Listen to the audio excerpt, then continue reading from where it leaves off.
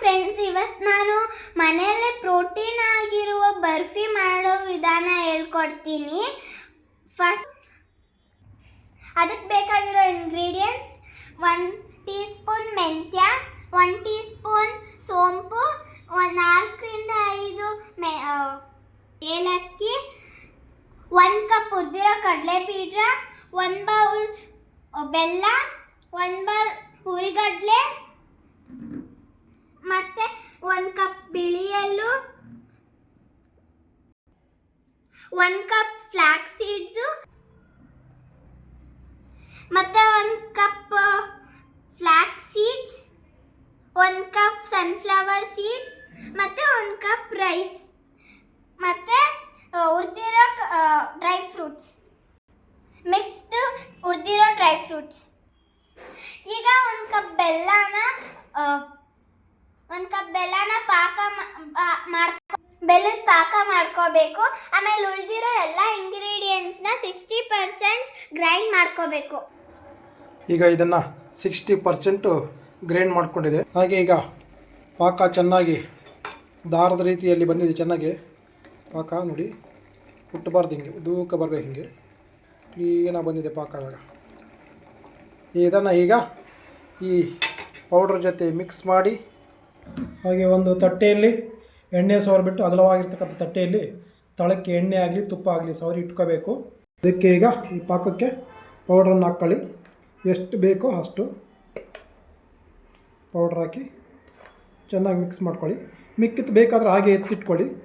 Next ನಿಮಗೆ ಹಾಗೆ ಇನ್ನೊಂದು ಸತಿ ಮಾಡೋದಕ್ಕೆ ಬರುತ್ತೆ. ಒಳ್ಳೆ ಚೆನ್ನಾಗಿ ಮಿಕ್ಸ್ ಮಾಡ್ಕೊಳ್ಳಿ. ಇದನ್ನು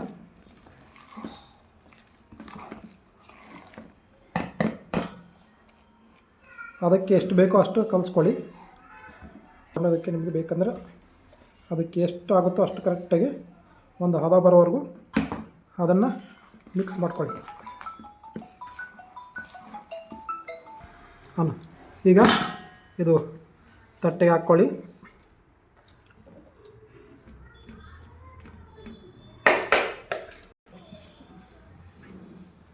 ಅಗಲ ಮಾಡ್ಕೊಳ್ಳಿ.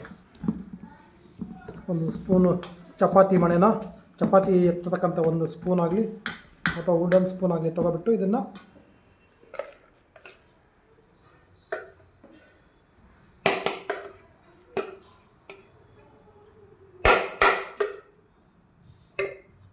ಬಿಟ್ಟು ಅಗಲಕ್ಕೆ ಮಾಡ್ಕೊಳ್ಳಿ. ಇದನ್ನು ಅಗಲಕ್ಕೆ ಮಾಡಿಬಿಟ್ಟು ಅದು ಸ್ವಲ್ಪ ಚೆನ್ನಾಗಿ ಆರೋವರೆಗೂ ಹಾಗೆ ಡ್ರೈ ಬಿಟ್ಬಿಡಿ.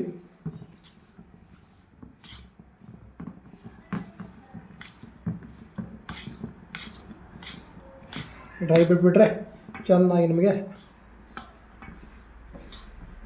ಅದು ಅಡ್ಜಸ್ಟ್ ಆಗಿಬಿಟ್ಟು ಚೆನ್ನಾಗಿ ಗಟ್ಟಿ ಆಗಿಬಿಡ್ತವೆ. ಗಟ್ಟಿ ಆದಮೇಲೆ ಅದನ್ನು ಚೆನ್ನಾಗಿ ಕಟ್ ಮಾಡಿ. ನಿಮಗೆ ಯಾವ ಶೇಪಲ್ಲಿ ಬೇಕೋ ಆ ಶೇಪಲ್ಲಿ ಕಟ್ ಮಾಡಿಕೊಂಡ್ರೆ ಬರ್ಫಿ ರೆಡಿಯಾಗಿರುತ್ತೆ. ಮಕ್ಕಳು ನಿಮಗೆ ಅದನ್ನೆಲ್ಲ ಪ್ರೋಟೀನ್ಸ್ ಒಟ್ಟಿಗೆ ತಿನ್ನೋಕ್ಕಾಗೋದಿಲ್ಲ. ಈ ರೀತಿಯಾಗಿ ಮಾಡಿಟ್ರೆ ಒಳ್ಳೆ ಪ್ರೋಟೀನ್ಸು ಮಕ್ಕಳಿಗೆ ಮತ್ತು ದೊಡ್ಡವ್ರಿಗೂ ಅಷ್ಟೇ ತಿನ್ನೋದಕ್ಕೆ ತುಂಬ ಚೆನ್ನಾಗಿರುತ್ತೆ. ಈ ರೀತಿಯಾಗಿ ಮಾಡಿಕೊಂಡು ಇದು ಒಂದು ಸ್ವಲ್ಪ ಹೊತ್ತು ಬಿಟ್ಟಾದಮೇಲೆ ಇದನ್ನು ಹಾಗೆ ನಿಮ್ಮ ಯಾವ ಶೇಪು ಬೇಕೋ ಆ ಶೇಪು ಕಟ್ ಮಾಡಿಕೊಂಡು ಅದನ್ನು ಬಿಸಿಯಾಗಿ ಒಳ್ಳೆ ತುಂಬ ಪ್ರೋಟೀನ್ಯುಕ್ತವಾದಂಥ ಒಂದು ಫುಡ್ಡು ಮಾಡ್ಕೊಳ್ಳಿ, ತಿಂದ್ಕೊಳ್ಳಿ, ಖುಷಿಯಾಗಿರಿ.